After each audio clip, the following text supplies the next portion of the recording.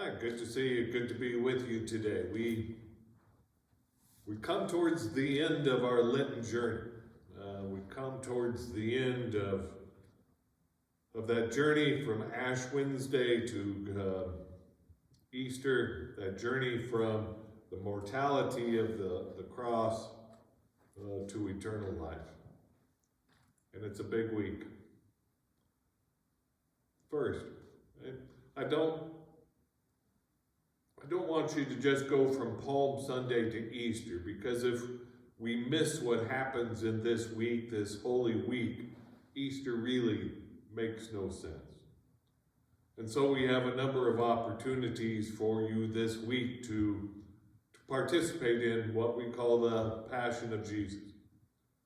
So on Wednesday, our Wednesday night service will be a service of Holy Wednesday. On Thursday, we will have here in the sanctuary a service of shadows and light. It will have communion and a bit of tenebrae in there.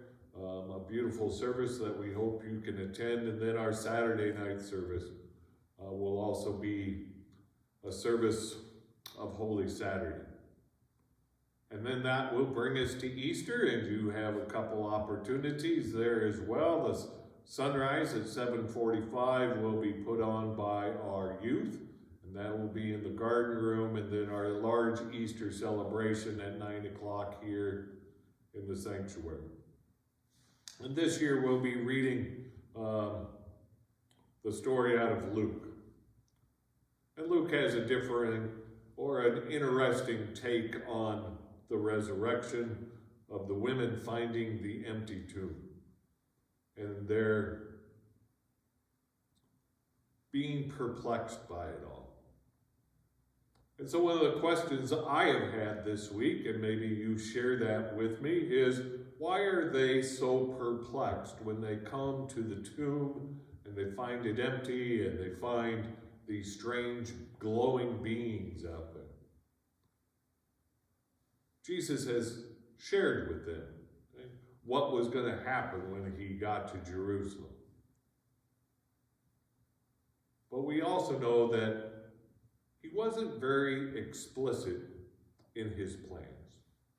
He didn't really lay it out on the table that this is going to happen, this is going to happen, and then you're going to go here, and you're going to go there, and you're going to find this. He wasn't really explicit.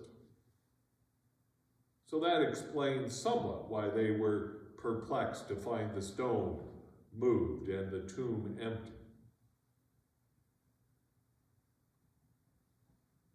But why are we still perplexed by it?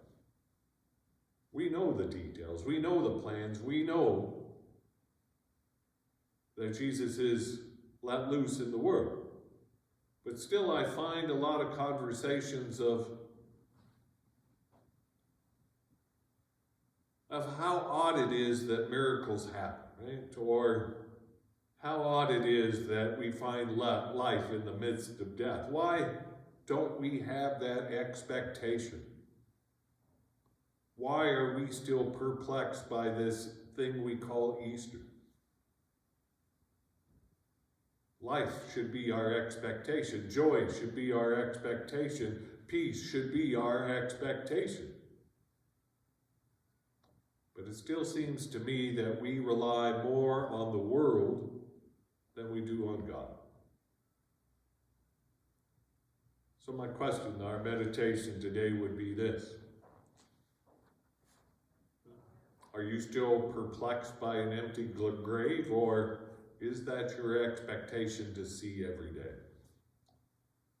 Well, I hope to see you multiple times this week. We'll see you soon.